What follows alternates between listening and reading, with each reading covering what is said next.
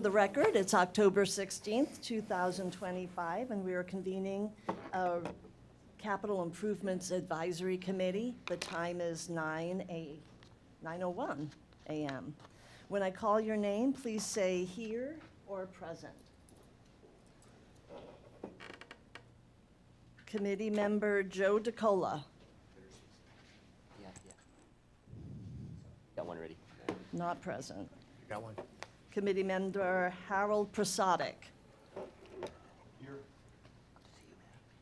Committee Member Gary Miller. Here. Committee Member Kyle Grothus, not present. Committee Member John Aravalos, not present.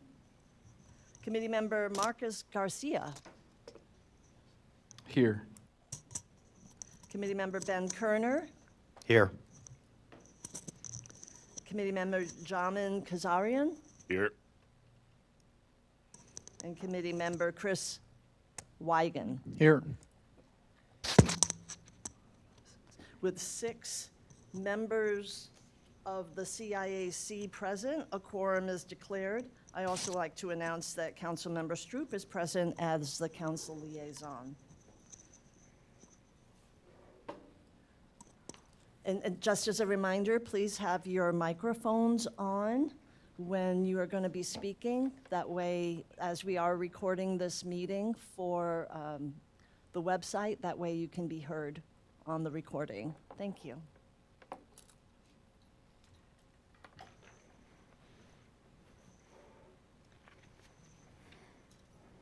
As Mr. Mabin mentioned earlier, there were no citizens to be heard. Is there anyone here present that didn't have an opportunity to sign in and wants to speak? Seeing as that is not the case, we'll move forward. Mr. Mabin?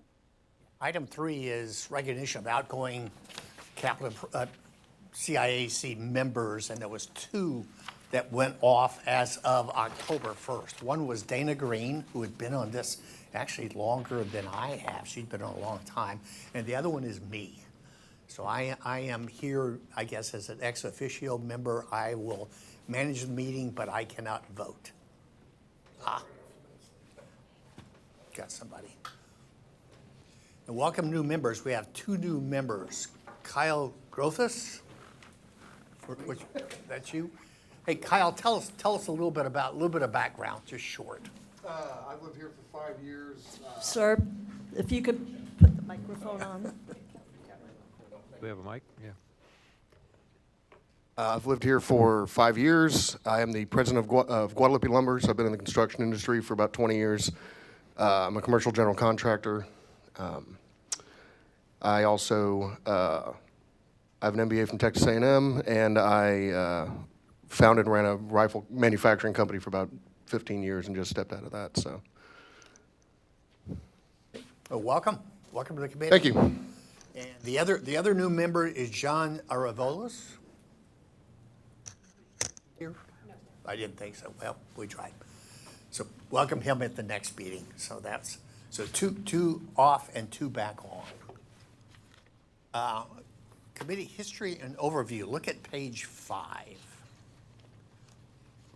of the packets that you have, and I'm not going to go through all of this. You can read it. It is background information. Just to let you know, the committee is here to advise and assist the city council in adopting land use assumptions and such as that. Ultimately, what we come out with is impact fees through there. You can see the members of the committee. There are 9 members of the committee that are on there. We have just finished up working on or approving the impact fees for the next 5 years from 2025 to 2030. And those amount to $30,958. That's about double what it was in the previous 5 years. And City Council approved that on August 7th, I believe. There it is, yeah, August 7th. And normally what we do after a meeting, either the March meeting or the September meeting, is we will make a very short presentation to council, just what the results of the meeting are. see if there's, if you look at page 6, there, no fewer than 5 members, we have 9. And they do, you will see on the list of people that they are noted by who they represent, and that's real estate development or building industries, and normally that doesn't make any difference once you're here on the committee. We do have one representative from the ETJ, and I can tell you the truth, I can't tell you who that is. It's all right. Emily is our representative on council for CIAC. Yeah, like I said, two formal meetings twice a year in March and September. This is the September meeting, although it's being held a little bit late, but we wanted to make sure that we got the new people involved before we had the meeting. You can look at some of the definitions in there that we talk about in there. Probably impact fees is the most important. It says it's a charge against new developments in order to generate revenue for funding and recouping the cost of improvements or facility inspections. So improvements or facility expansions. And you can look at some of the definitions that we have there. The next page, actually, the chart there on impact fees is from last year, or actually 5 years ago. And you'll note that it was the impact fee, water and wastewater. There's 2 impact fees, water and wastewater. They're handled differently, but the total of them were $15,000 last year. So it's essentially doubled from that. And the little text below the chart there gives you some ideas of how you come up with impact fee. And normally what we have, for the last 2 years anyway, we've had a company called Freeze Nichols who really did all our calculations. And that is probably it. That would be interesting. Are there any questions on this?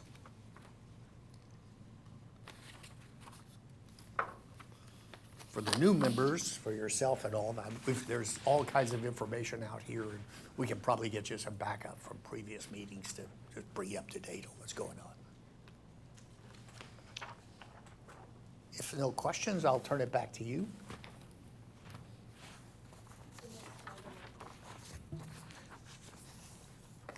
The next item on our agenda is the approval of the CIAC minutes from March 20th, 2025. Hopefully you've had an opportunity to review the minutes. And in general, what's happened, if someone finds there's some error and they want to pull that out to discuss, we can do that. Otherwise, generally, it's a motion and a second for approval.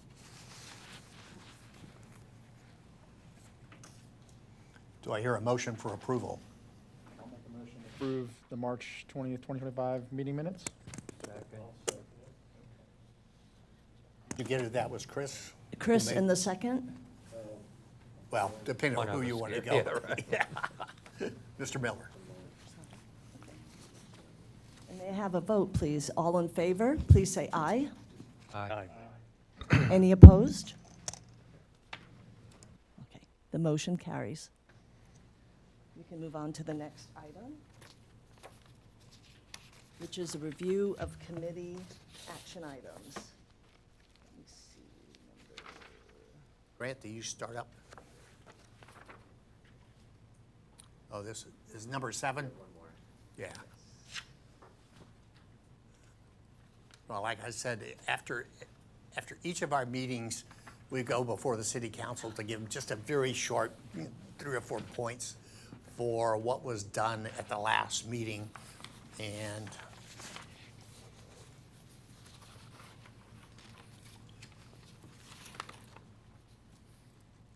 you will see on the bottom of page 5 is what we told them at the last city council meeting.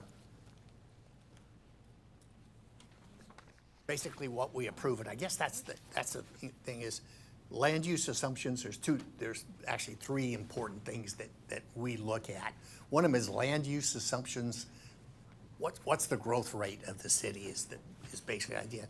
Capital improvement plans, so that's going to be what infrastructure do you need for those new houses that are going in and how much is it gonna cost?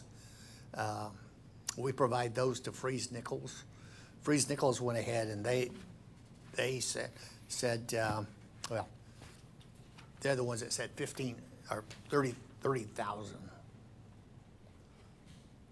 Yeah, that wasn't right on there. 30,000 is the new, Paul, I think that's the total water and wastewater should be, impact fee. I think if you look I think it's total 30,000 for, The wastewater was 21,013. yeah. I think somebody made that, I saw an email. think Somebody page sent an email 13, saying that there was a mistake on that. Page 13 shows 21,013 for the maximum allowable water. 9, I think it's Wastewater. the 9 and the 21 get up to the 30, so I think there's a mistake on that. That was already presented to city council like 6 months ago, so.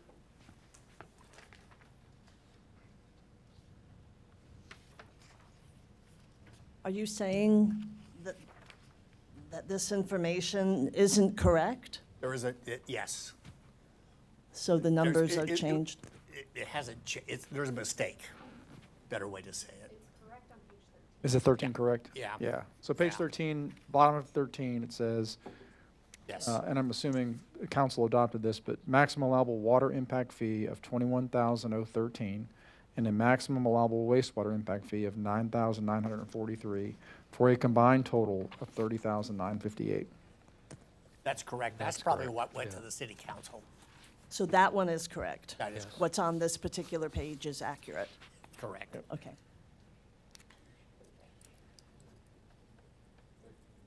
Page 13 is correct. Yeah. Yes.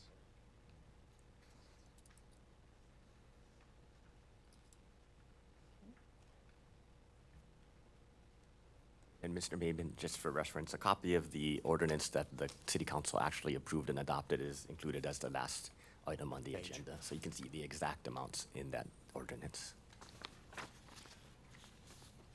City council always has the option of lowering the impact fees that we recommend. They can't increase them, but they can lower them, but normally they accept what we provide them.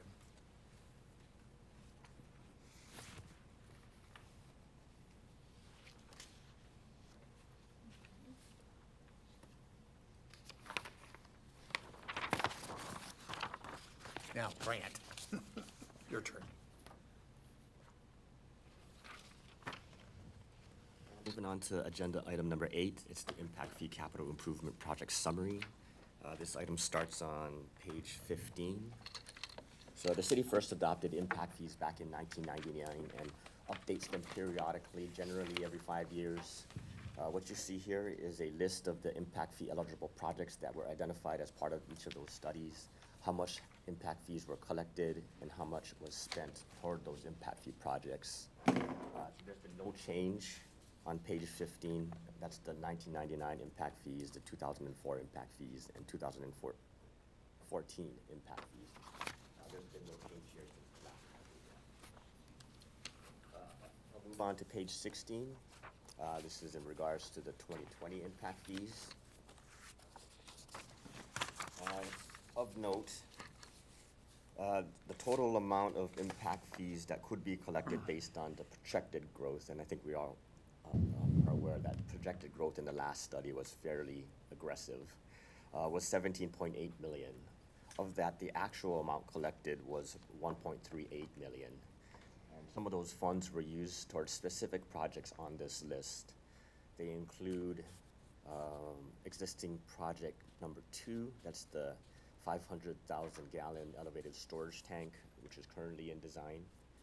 Some of those impact fees were also used to fund the actual impact fee study itself, which was existing project D. Under the list of proposed projects, proposed project number 1 was a 9,000 gallon hydropneumatic tank at plant 2. That project is completed. The funds were used for the design and construction of that project. And lastly, proposed project number 5, which is construction of a 500,000 gallon ground storage tank at Plant 5. That project is currently under design and going into construction soon. And we'll hear more about that specific project later in the agenda.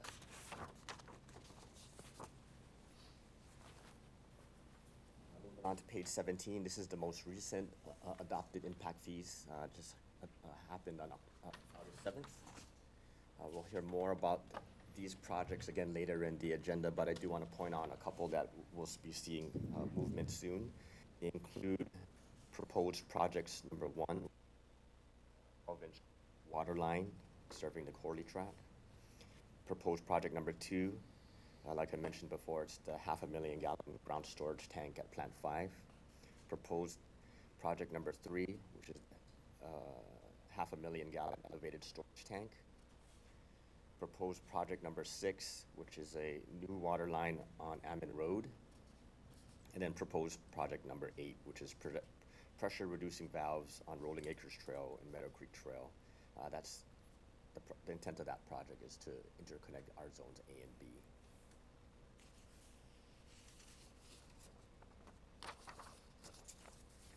Moving on to the next page, which is a map of our water CIP projects. And some of the ones I mentioned before, but I'll point them out to you. The first one was the Dietz Elkhorn water line, the 12-inch water line on Dietz Elkhorn. That's, you can see it's located between the Elmo Davis water plant and Ralph Fair Road. Proposed project number 2 is kind of up toward the northwest side of the city. That's at Plant 5, construction of a 500,000 gallon ground storage tank. Proposed project number 3 is on the northern side of the city toward the Kendall County line. That's construction of our 500,000 gallon elevated storage tank. Proposed project number 6 was the water line along Ammon Road. And then proposed project number 8 is the pressure reducing valves to help interconnect zones A and B. So we'll be seeing progress over the next year on all of the projects that I just mentioned.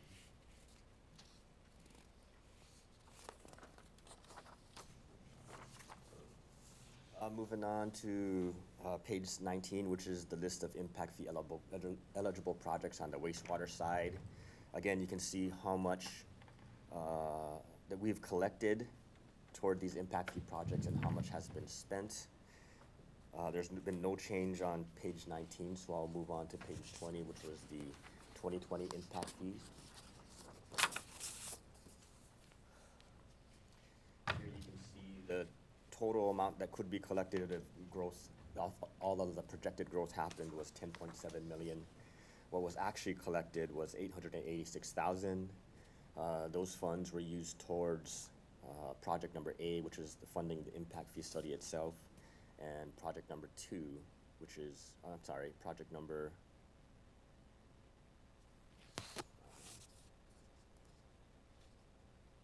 that's right, project number 2, which was construction or expansion of our wastewater treatment plant for phase 1. And again, we'll hear more about those projects later in the agenda. On page 21, which is again the most recently adopted impact fees, the list of projects hasn't changed significantly. Again, project number 2 is the expansion of the wastewater treatment plant, and a new one that we're planning to start this year is the decommissioning of the Falls Lift Station and 8-inch gravity line. That's project number 1. And you can see where these projects are located on the next page.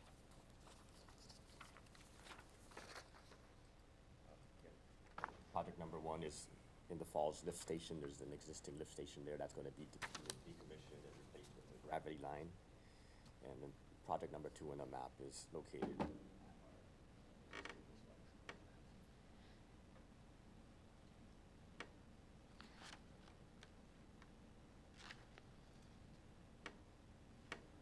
there any questions on our impact fee summary?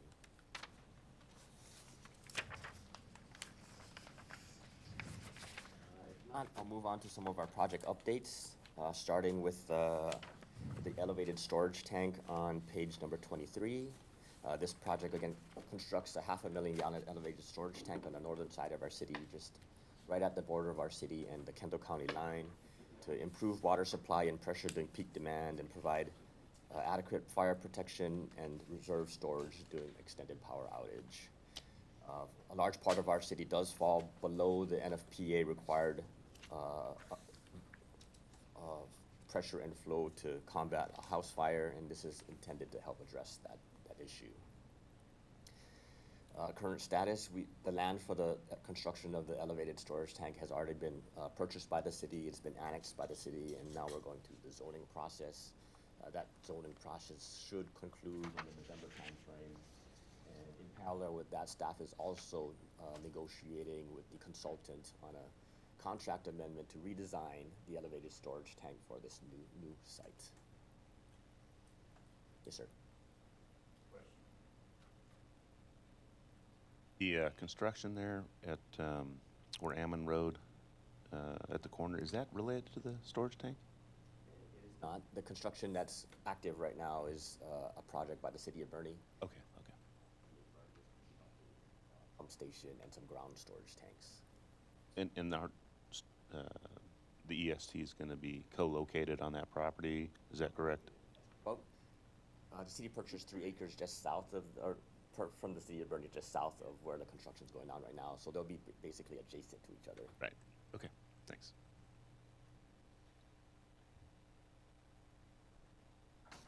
Grant, you're starting redesign the new site in November. When do you expect to have it online?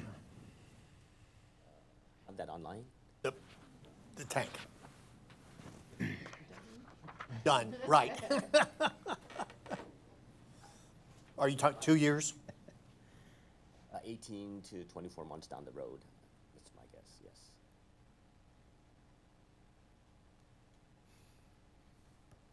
If there's no further questions, I'll move on to page 24, which is a new project. It's the GBRA water main extension. So what this project does is extend GBRA's water main, which runs east-west along Ammon Road. You can see it in the inset map to the right. This project will build an extension going north-south from that existing line to the site where both Bernie's water plant and the city's elevated storage tank would be co-located. What this will do is enable future receipt and distribution of purchased water from GBRA directly to the northeast portion of our city.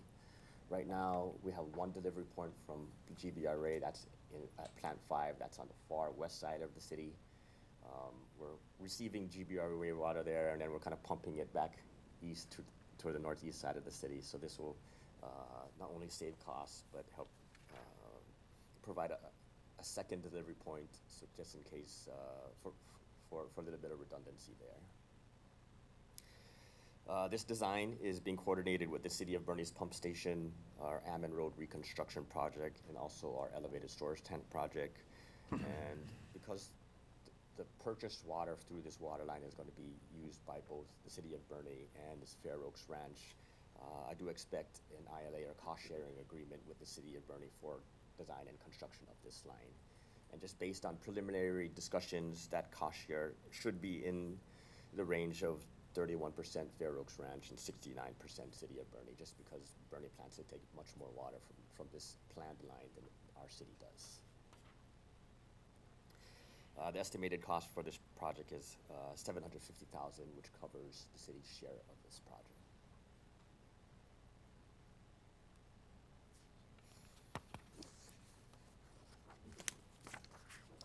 Moving on to page 25, which is the Dietz Elkhorn water line.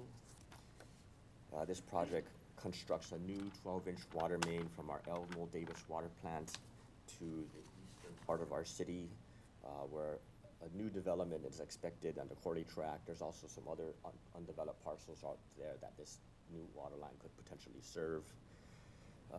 This project is being coordinated with our Dietz Elkhorn reconstruction project, so that once this line is put in, we're not trenching to the new road to put that water line in. We do have a utility service agreement with the Corley Tract developer. It hasn't been fully executed yet, and there might be some changes coming, but what that utility service agreement does is identify a cost share between the city and the developer to put this line in the ground. Right now, that cost share is 75% city and 25% developer, and that's because this line is upsized and intended to serve more than just the Corley tract development. And the estimated cost for this project is about 1.5 million, which would cover the city's share of that project.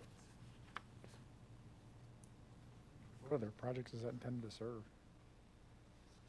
So everything south and east of the arbors. It includes the property for sale behind the gas station. There's a property, the Minahan property, it's about 16 acres north of the Shell station. And there's a couple others between there and the arbors that are undeveloped at this time. Is there any pumping capacity associated with this, or is it simply a, okay. Pumping capacity is located at the Elmo Davis water plant.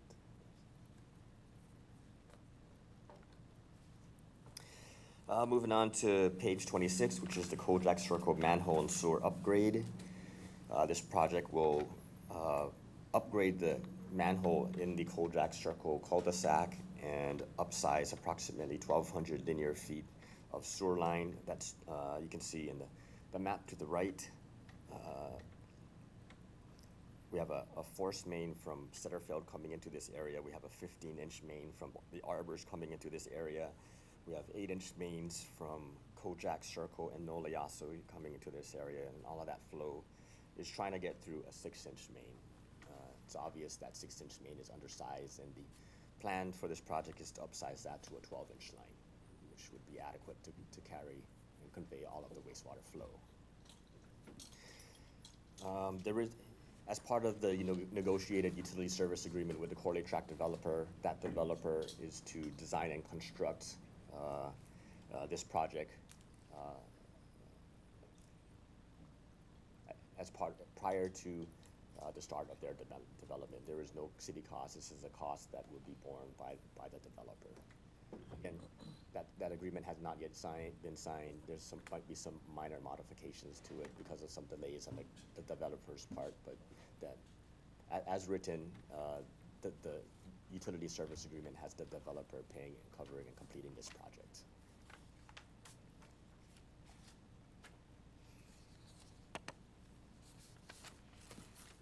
All right, moving on to page 27, which is the install sewer line and decommission Falls Lift Station. This project decommissions the Falls Lift Station, which is located in the Falls subdivision, and replaces it with approximately 1,700 linear feet of gravity main connecting downstream into our collection system. This lift station is one of our most problematic. It's in poor condition and requires us to deploy e-pumps out there whenever we have pipes or pumps that fail.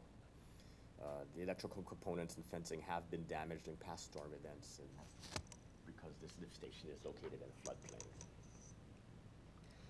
The estimated cost of this project is $925,000, of which I think it's $113,000 have been budgeted this year to start design. And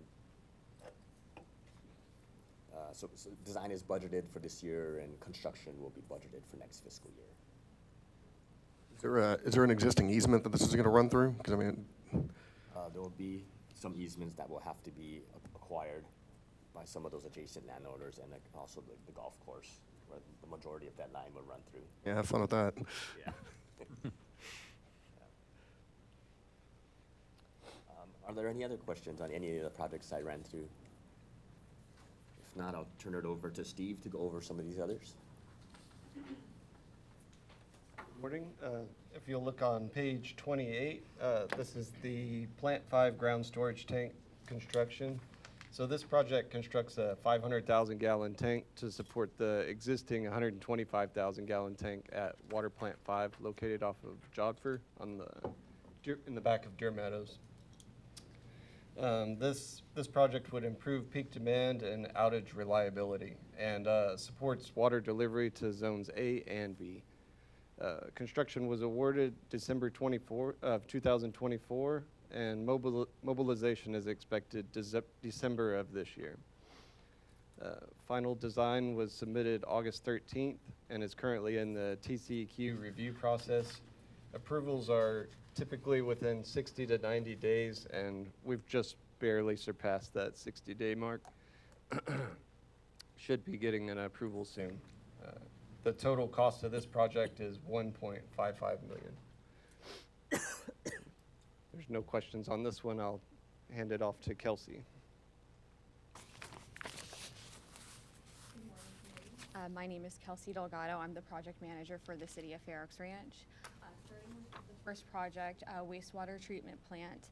This is a two-phase project to expand the existing wastewater treatment plant to meet total future build-out. Currently, we are in final design for phase one.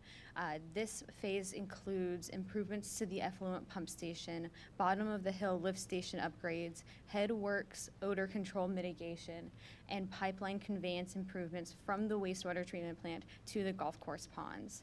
As mentioned, we are in final design with construction expected to begin early 2026. Phase two of the wastewater treatment plant expansion is not expected to begin until we get closer to total future build-out. With that, we'll move on to the next project. Alex, if you're beginning in early '26, when will you be finished? '28? Construction for phase one is expected to take 12 months, so a year. If there are no further questions, I'll move on to the next project. This is the Willow Wind and Redbud Hill waterline replacement and Rolling Acres Trail waterline replacement. Both of these projects are replacing 3,300 feet of waterline on Willow Wind and Redbud Hill and another 2,300 feet on Rolling Acres Trail. Both of these locations have experienced frequent main breaks due to our aging infrastructure. To reduce operation and maintenance costs, water loss, and service disruptions, both areas will have their mains replaced. Currently, this project is under construction in Raintree Woods. The main has been laid through Willow Wind, and we're about halfway through Redbud Hill. Once the mains have been laid, they will be pressure tested, services will be hooked up and relayed, and then the area will be restored. Right now, we are on track to finish that part on time, which is mid-November to December. After that, we'll move on to Rolling Acres Trail, which should be completed by mid-February. Total construction cost is $1.3 million, which includes a 5% contingency. Are these replacement in kind, or is there upsizing these lines as well?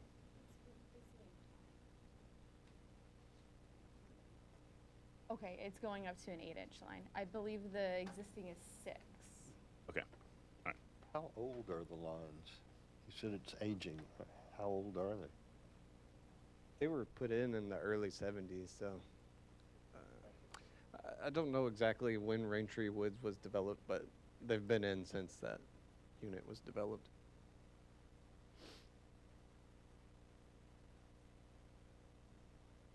Questions, I'll move on to the next project, which is Old Fredericksburg Road. This is another project to address our aging infrastructure. The main, our water main from Plant 4 down Old Fredericksburg Road to Village Green also has experienced frequent water main breaks. Additionally, Bear County has an ongoing project to reconstruct Old Fredericksburg Road. So in conjunction with Bear County, this project is currently underway. As of right now, the main has been replaced from Village Green to the roundabout. We are right now at a scheduled pause while SAWS replaces their main and moves their line as well. Once that is complete, the next part will be to replace the main from the roundabout to Plant 4, which is expected to begin early spring 2026.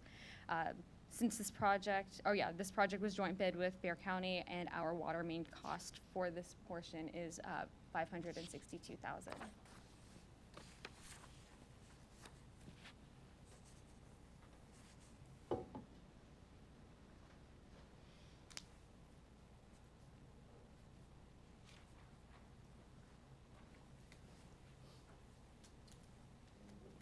Back to me now. So this next project is the SAWS Emergency Interconnect. and this project entails a connection with Saws to provide a backup source of water for Pressure Zone C, that is on the southern portions of the city. This would increase resiliency during extended outages or pressure flow shortfalls. Our connection point was initially at I-10 and Fair Oaks Parkway near the Frost Bank. This connection point has shifted slightly to the Les Pfeiffer location, sort of closer to where the gas station or Snowflakes Donuts place is there. And the reasons for this, during preliminary engineering and investigations, it was found the Saws line was in a steel casing, and that was not known prior to. This would have required acquiring more easements along through Frost Bank's property. So we decided to shift this area to Les Pfeiffer. And lucky for us, Saws already has a water main on Les Pfeiffer there, so we can tie in easily. Let's see. We're still currently in design, and construction is targeted for the spring of '26 to start. Total cost for this project is $443,000. And does anyone have any questions on this project? This is replacing the 3 and 6 with a 12-inch? Yes, sir. That's what's proposed right now. And this is just, so we're taking off of the Saws main and supplementing if needed? If needed, during an yes, sir. emergency? It would be like a take situation where if we were in emergency, we would pay for what we take. Yeah. So have you modeled the flow design and seen, are there any restrictions that, where minimum flows wouldn't be met in that situation? Would Would you have to bring in additional temporary pumping and things like that? Or is it simply to have sufficient pressure to deliver into our system through that 12-inch main and deliver to the customers the needed minimum flows?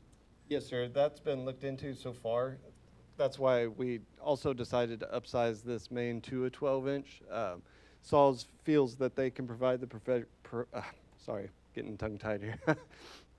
They feel that they can provide the pressure needed to get us to the highest elevation in Zone C through a 12-inch main. So through the 6-inch, it would be a reduced capacity, be more of a supplement, but Does this happen automatically? no, we would have to call Saws and ask permission to have water pumped to us. So there are meters out there to measure Yes, what's. there will be a meter on site and a backflow preventer. Saws is in full control of when that's turned on, but we request it as needed.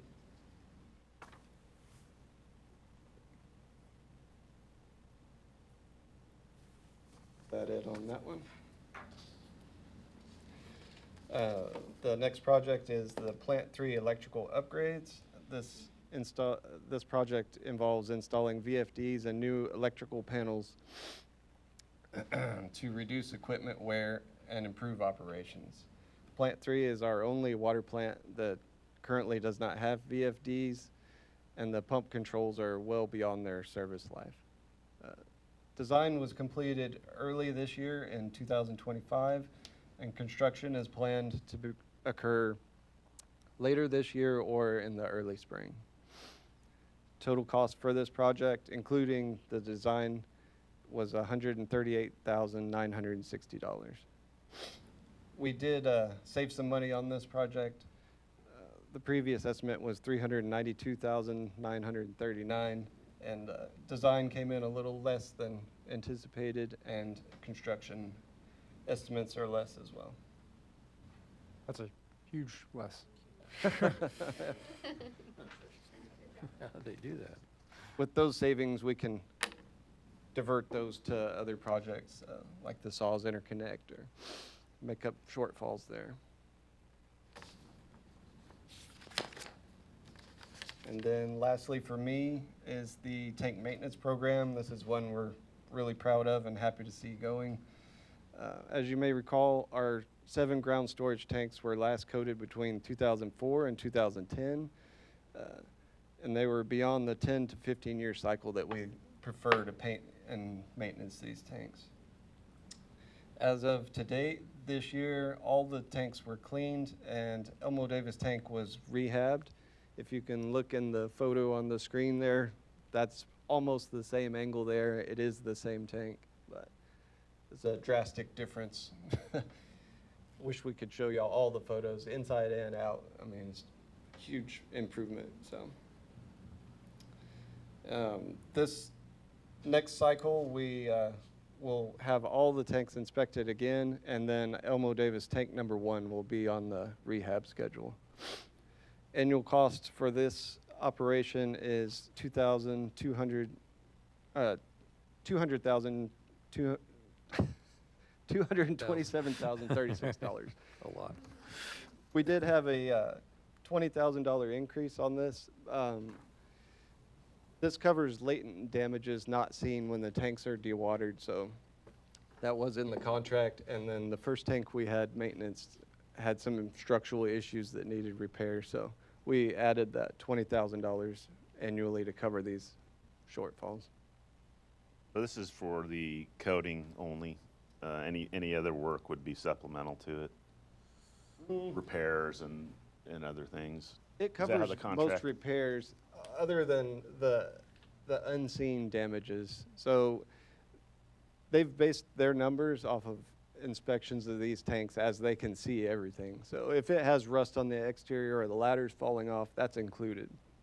But if there's some kind of structural hidden damage, they would consider that a latent damage that was not foreseen.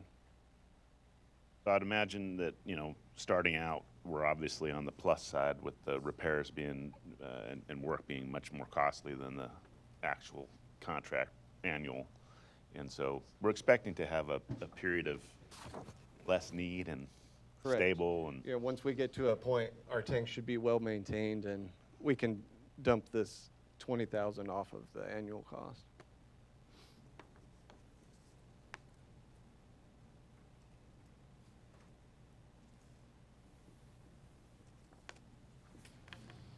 And that's the last of my projects, if there's no further questions. Got a question for Kelsey. A little bit off the subject, but it seems like 6 months ago you were starting a project management status spreadsheet. Is that right? So there is a, it's called the Project Capital Tracker that I've been working on with all of the other staffs that are managing projects. We are getting to a point where the public site will be launched.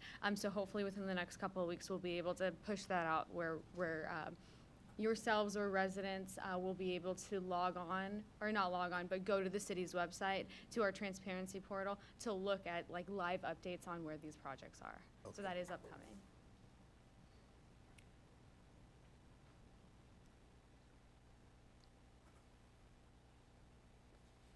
Hello, everyone. Amanda Wade, Administrative Assistant for Public Works. Today, on page 35, I'll be going over our LUA summary from February 1st, 2025 to July 31st of 2025.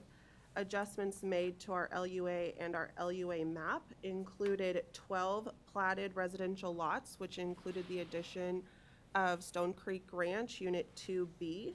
We had 7 residential water connections, 0 wastewater connections, and 13 lots improved, including saws.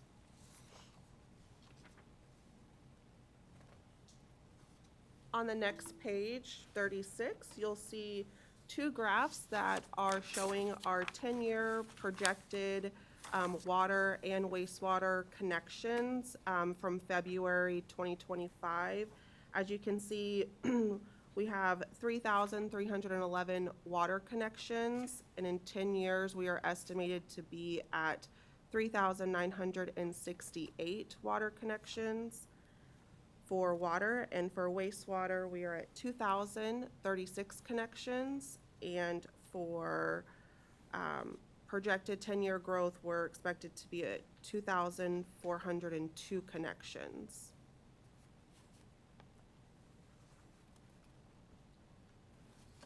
Hey, Amanda, just out, can you reconcile those numbers with the numbers on your chart?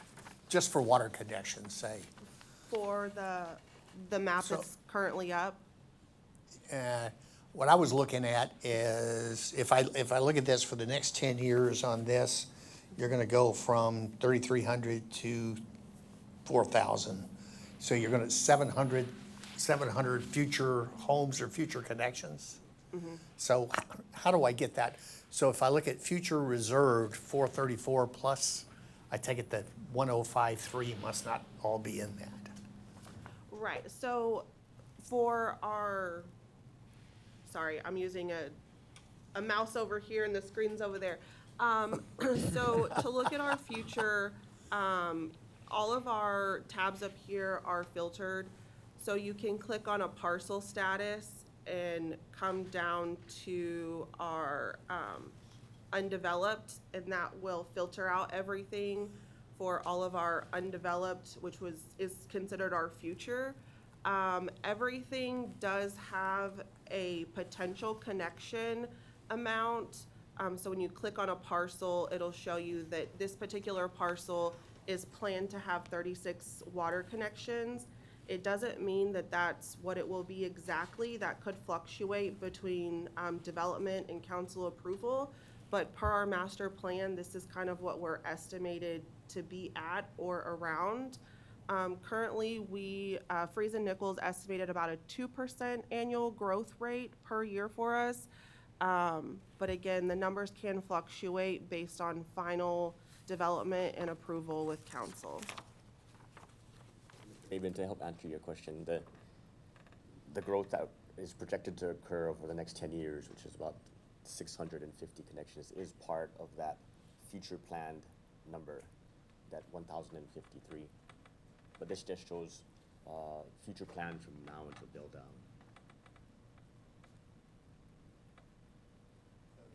Future reserve then is, well, I was looking at those two numbers, somewhere in that 700 or 650 ought to be in there.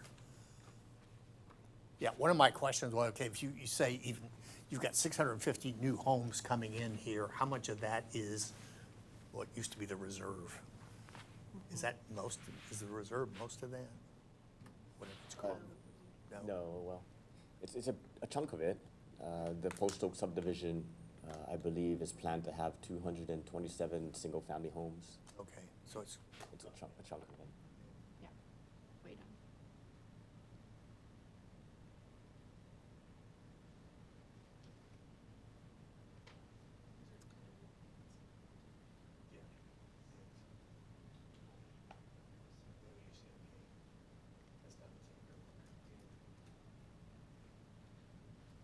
Moving on to page 37, it shows how many water impact fees and wastewater impact fees have been paid within a 12-month period. From February to July, we've only had 4 water impact fees paid, and we've had 0 wastewater impact fees paid.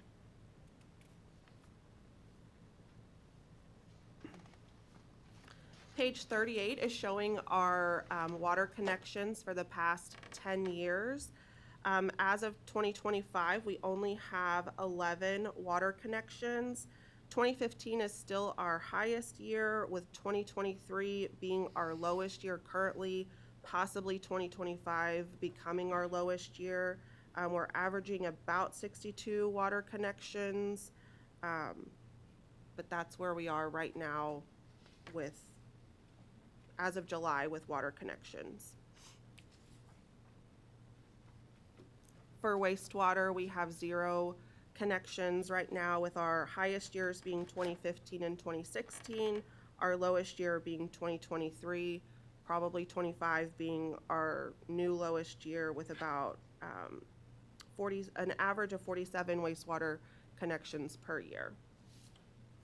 Question, what are the rate of growths on page 38 and 39? The projections back on 36 are 2%, I take it. So what has the past history been for growth? I don't know the percentage rate of the growth each year, just the averaging. Our development has slowed down quite a bit with new development coming in the future, between Post Oak, eventually Oak Bend, and possibly the Corley track. But right now, we have slowed down quite a bit compared to previous years. Mr. Persetic, to help answer your question, so the growth projections over the next 10 years are very closely based on our actual growth rates. I think on the water side, the projection was an increase of 650 connections over 10 years, or about 65 a year, and that aligns with the average over the past 10 years. And then similarly, on the wastewater side, I don't remember how much, it was about 400, maybe a little bit less than 400 over the next 10 years, which is about 40 per year, and that kind of aligns with the average over the past 10 years as well. Yeah.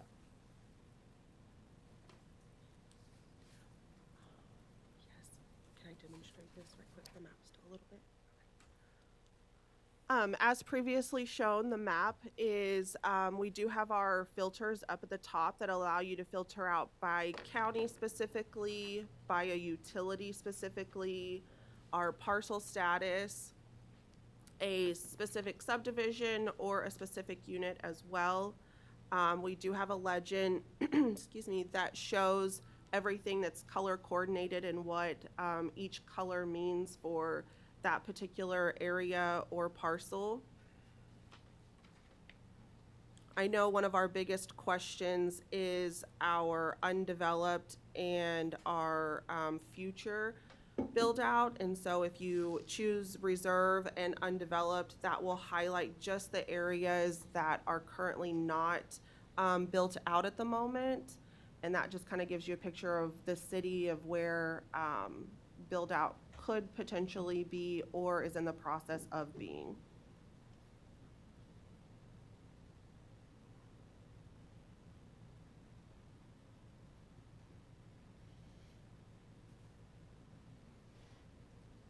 Any questions on the map?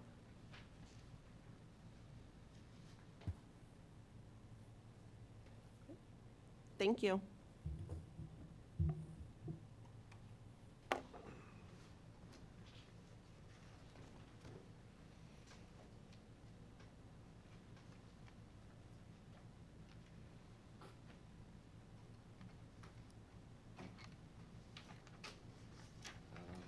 Maybe moving on to the next agenda item, number 22.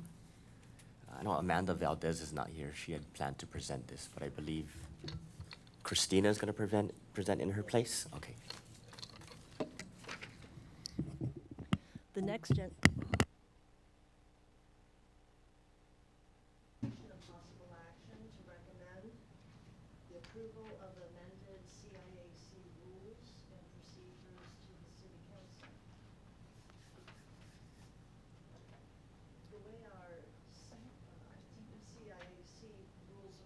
Oh, I'm sorry. Let me repeat that. Didn't realize it wasn't on. The next agenda item is the consideration and possible action to recommend approval of the amended CIAC Rules of Procedure to City Council. The current rules of procedure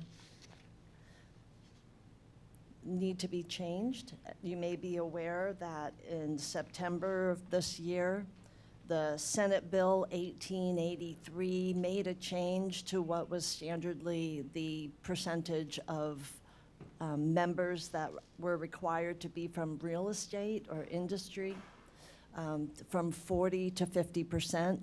Our current rules of procedure still have it identified as 40. At this most recent selection process for new members of the committee, the council did select enough members that we maintain that 50%, but this language needs to be updated in our rules of procedures. Also, one of the things that was part of the rules of procedures is that city council would decide who the chair and the vice chair should be. And this differs from any other committee that we have, and we thought it was important that the committee itself be able to decide what that recommendation should be. There's also change in committee roles, excuse me. Right now, the rules assigns the liaison as a part of creating the agenda, and we have not been following that. So the recommendation was to make that change. And there are some changes recommended, consolidating 2 sections describing the role of the city secretary and/or their designee into 1 single provision.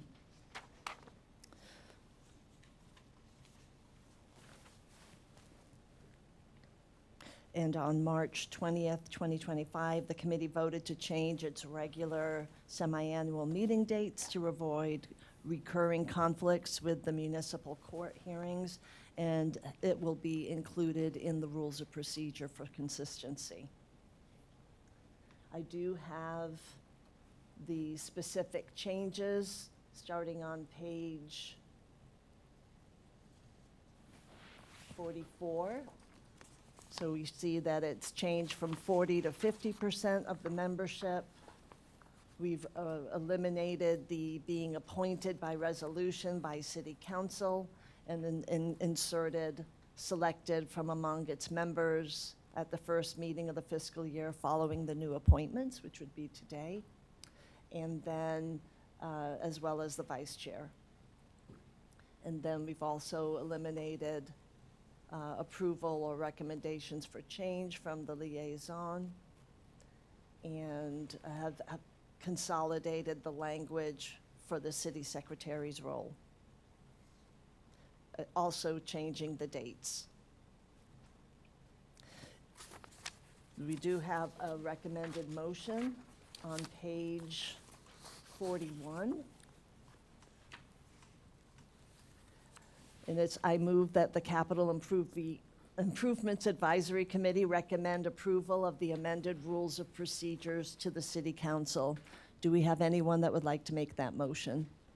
I move that the recommendation be adopted as described within the pages 40 through 45. Okay, thank you. And do we have a second? I'll second that.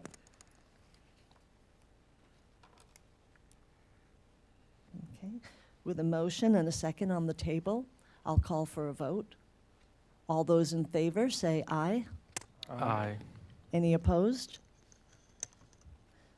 With that, the motion passes. Thank you. The next item is to consider, let me get the page correct. Hold on, please.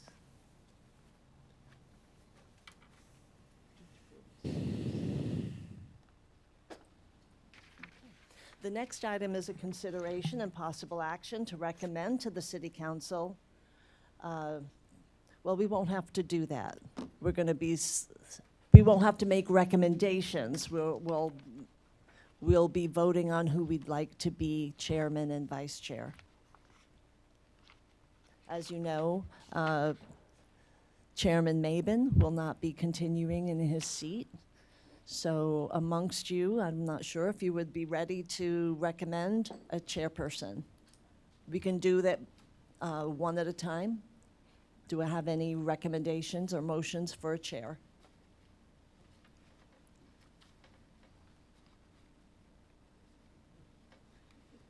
Don't everyone raise their hand at once? Nobody's going to say anything, I guess I can. So Chris is vice chair right now. Yeah, I think I had spoken up last time, so I'll throw myself into the voting pot for either one of the positions. Good job. Do we have a second? And we probably need to Who wants to be the determine vice which chair? seat. Whoever seconds gets the vice chair job. Jeez. The chairman will decide that. That in Robert's Okay, rule. so we have a nomination for Chris for chair. Do we have a second? Second the motion. Second motion, yeah. So we have a first and a second. Do we have any other nominations? All right. I'll call for the vote. All those in favor, say aye. Aye. Aye. Any opposed, say nay. Okay. The vote carries. Congratulations. Thank you. We're going to follow that with the vice chair. Do we have any nominations for the vice chair? I did not realize you were so shy. If no one says anything, one of the new members has to be forced into it. That's one of the rules, I think. I know. That's how I was involved. No, well, I will do it if nobody else wants to. There you go. Yeah.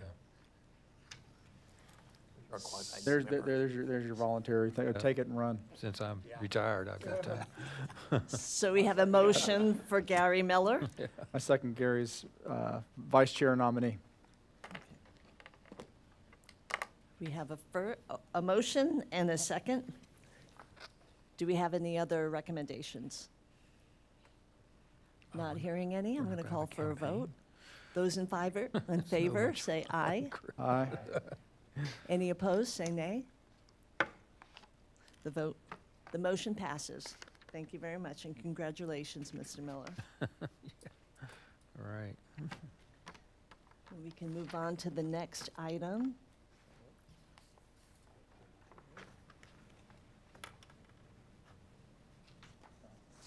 And that is for recommendations to City Council for semi-annual reports. Mr. Maben? Actually, I'd throw that over to Chris, to tell you the truth, now that he's the chair. Chair needs guidance. Didn't we True just, story. do we have anything to report, being that we just upgraded impact fees in August? I would assume there's no Nope. need for this board to update city council. Probably chair and vice chair that we elected. The new elected positions, yeah, that- and adopted policies to match new Senate bills.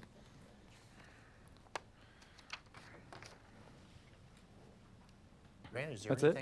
there anything we should bring up that would help you? Nothing that I'm aware of, thank you, though.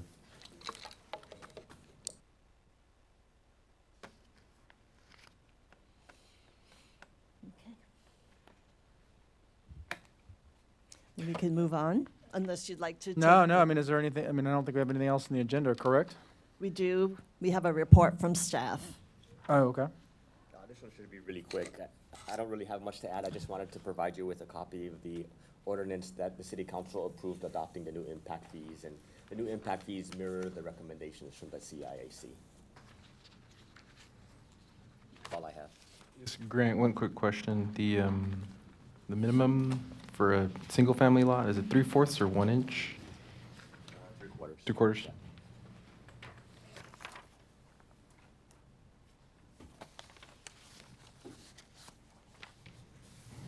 Any other questions? All right. I've got a question. We had a meeting in April. Why would we not approve those minutes now? We approved the March minutes, but we didn't talk about approving April minutes.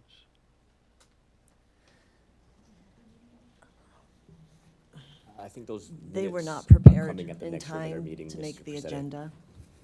At least what it. They were not Ms. prepared in time to make the agenda. Okay, They'll be coming at the next meeting. okay.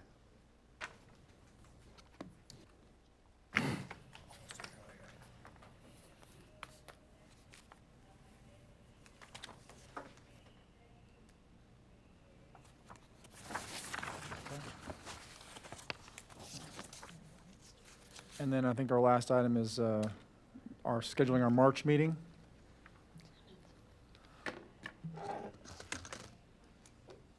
Is that it? Yes, sir. Tentatively scheduled March 17th, 2026. Anyone have issues with that? I know that's the Tuesday after BISD spring break.